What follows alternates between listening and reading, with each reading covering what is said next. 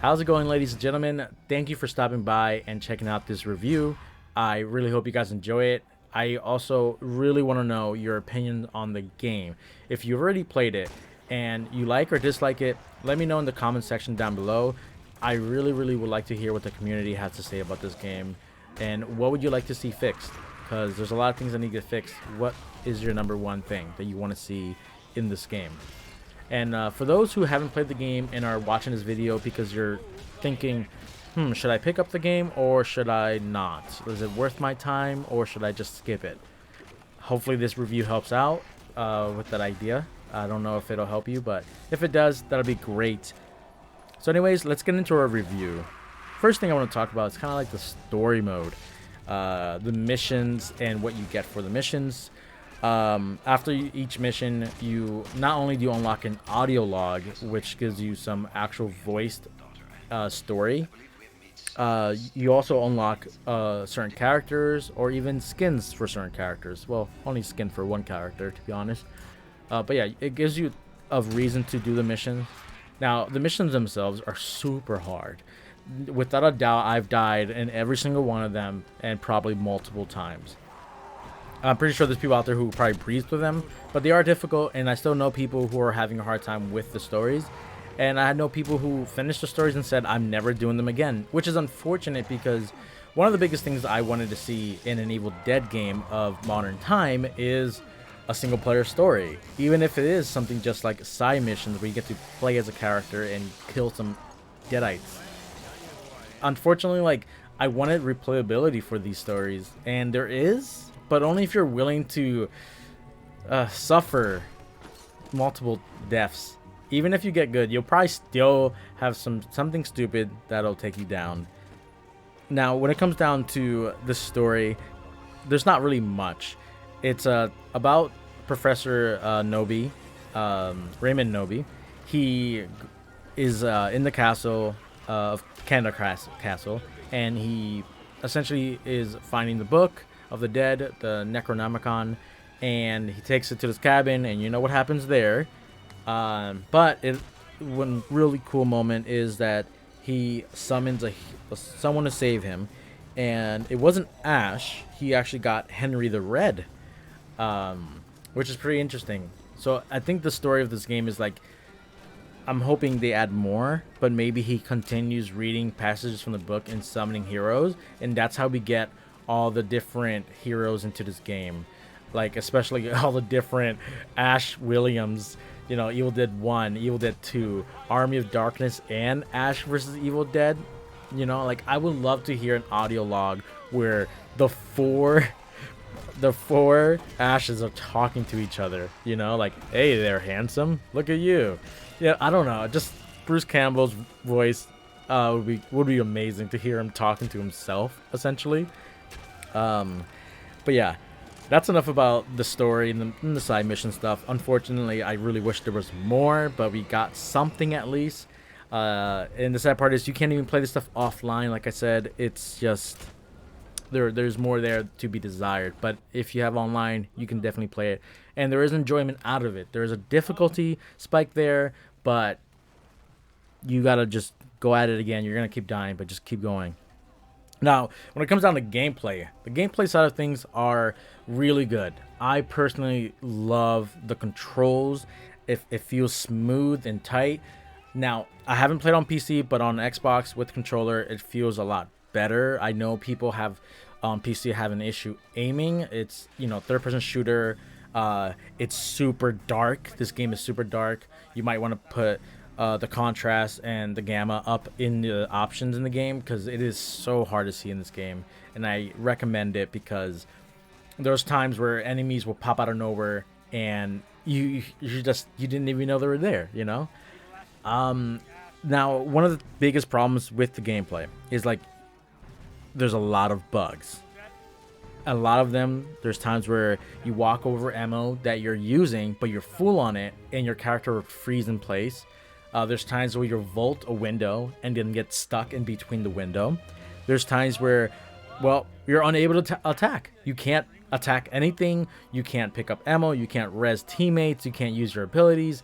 you are just a walking nothing. You can basically drop ammo. You can drop your gun. You can drop ammo. So in case you do get stuck, at least you have ammo to drop for your teammates and maybe a gun or a weapon, a melee weapon they can use. And speaking about weapons, yeah, you got guns and melee weapons in this game. And you also have abilities for each character. Now, one of the greatest things about it is the tons of options you get in the game. You got shotguns, you got pistols, you got special weapons like a blunderbuss, a saw gun. You have rifles, snipers, no, like not scoped snipers, so you don't really have you're not aiming in first person at all in this game. And then when it comes to the melee side, you get shovels, machetes, knives, swords, baseball bats, axes, freaking sledgehammers. There's so many things, and they all come with their own rarity. So you have your gray, your blue, purple, and then legendary yellow. And you want to go for the strongest things, and the game is really good. And you know what? I almost forgot one of the greatest melee weapons, but unfortunately can only be used by not one character, 3 characters. Evil Dead 2 Ash, Army of Darkness Ash, and then Ash vs. Evil Dead Ash are the only ones that can use chainsaws in the game. It's kind of unfortunate, but I understand why they did that. But it would be still cool to see like Cheryl running around holding the chainsaw, like just shredding up deadites. But hey, we got what we got, and that's okay. So there's a lot of things in the game. You also get vehicles. The vehicles drive pretty bad off-road, but they work fine on road. They feel very light. Like the cars can flip from anything. They'll flip. You'll be constantly hitting things. There are some trees that you can break, some trees you can't break. It's sometimes hard to know which ones are which. So you'll see a lot of people crashing into things. So don't blame them if their driving skills are not up to par. But yeah, the cars are cool. They definitely break down easily. The demon can possess them and take them away from you. And well, speaking about the demon gameplay is actually what I spent a lot of time playing in the beta, and I loved it. I loved it to my core. I told myself I would literally pick up this game just to play as the demons because it's a lot of fun. And as a demon, you have to basically stop the survivors from what they're doing, stop them from completing their objectives by any means necessary, killing them, possessing them, and killing them with their teammates.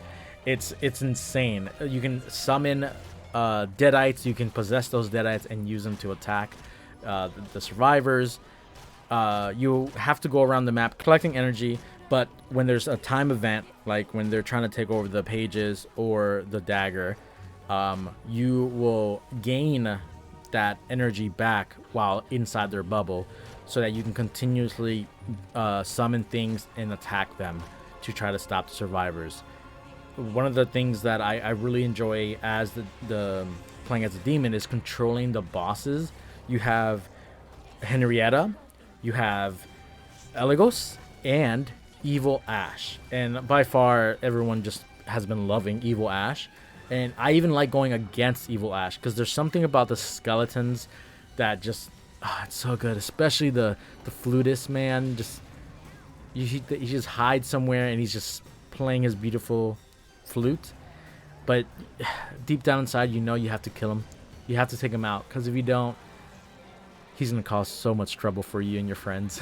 But yeah, the demon gameplay is really good. There's glitches as well for the demons. You can actually get stuck in certain areas depending where you end up going.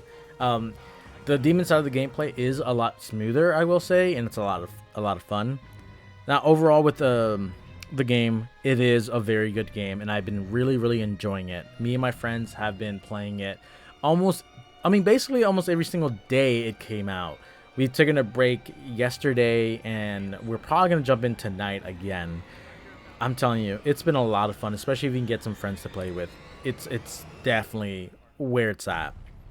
Now, for the future of the game, I'm really hoping for some patches. One of the biggest things about this game is with all the glitches, we want patches, we want fixes. We haven't seen any, and the game's been out for over a week now.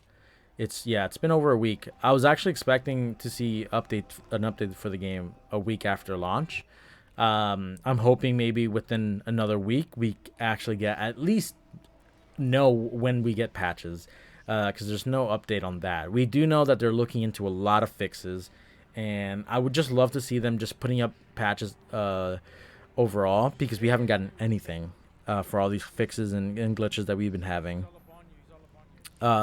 DLC for the game is something I would really like to see, and know what we're getting when it comes down to the paid DLC stuff, especially for those who bought the deluxe edition. So you're patiently waiting for whenever they release them so that you can just use them.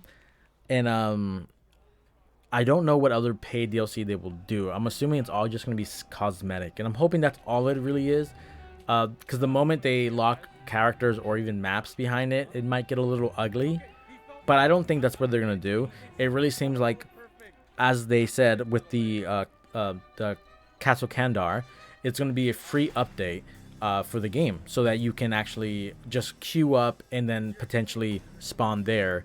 There's only 2 maps right now, so Castle Kandar will be the 3rd.